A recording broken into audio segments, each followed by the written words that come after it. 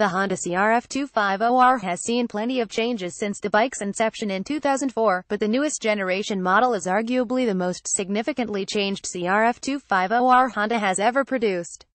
Perhaps the most significant and noteworthy difference is the new dual overhead cam DOHC engine. This marks the first time Honda has gone away from the single overhead cam SOHC unicam engine on its small-bore motocrosser, and, as an added bonus, the all-new engine is electric start-equipped. Honda's goal with the new engine design was to increase power, especially in the higher RPM. A few other unique features that are immediately visible are the two completely separate exhaust systems from port to muffler. The majority of the rest of the bike mirrors the current CRF450R, which was all new in 2017 and has become the best-selling motocross bike in the past year. The CRF250R receives a Showa 49mm a kit-style spring fork, which replaces the Showa separate-function fork SFF triple air chamber tack unit that was SPECD on the 2017 model. Other changes include a new frame, downdraft intake, titanium, fuel tank, and bodywork that mirrors the CRF450R. The changes Honda made to the bike are immediately noticeably on the track. The new engine delivers power unlike any other CRF250R that has come before it and is remarkably improved. The power delivery is much stronger than the previous generation bike on the top end. Therefore, it works best when ridden in the higher RPM.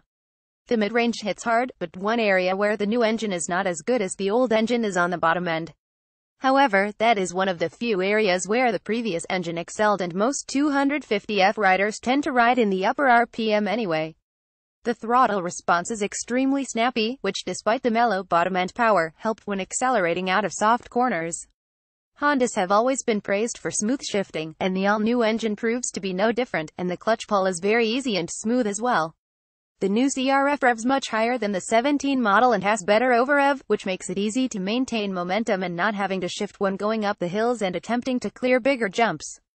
The bike comes stock with 3 map settings: Map 1 Stock, Map 2 Smooth, and Map 3 Aggressive. Map 1 had great top end but a fairly mellow bottom end. On the other hand, Map 3 improved the bottom end power but not as much as I would have liked, and had a bit less top end power. Map 2 was mellow and didn't appeal to me as the conditions we rode in were fairly deep for most of the day. Overall, Honda's all-new DOHC engine is significantly improved over all of the previous unicam engines, especially for faster riders and those who like to spend their time in the upper RPM. The new Showa 49mm spring fork is a tremendous improvement over the previous Showa SFF tack fork. The new spring unit offers a fine balance between comfort and performance feel.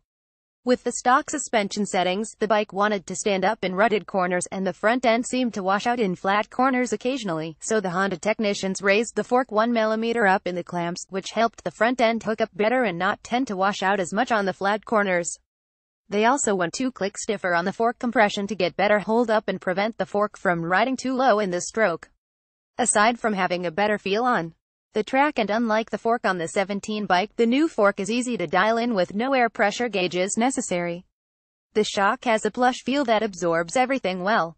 Honda recommends 105mm of sag as a baseline setting, but the bike seems to work better with a little more sag. I went as low as 109mm per the recommendation of one of the Honda technicians, which made the bike feel more stable at high speeds. Overall, the new Showa suspension components are a huge improvement over the previous setup and is a win-win in the front and rear.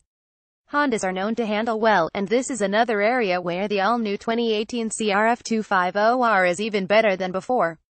Although the bike gained approximately 6 pounds with the electric starter and an additional cam and header pipe, the bike feels incredibly light on the track.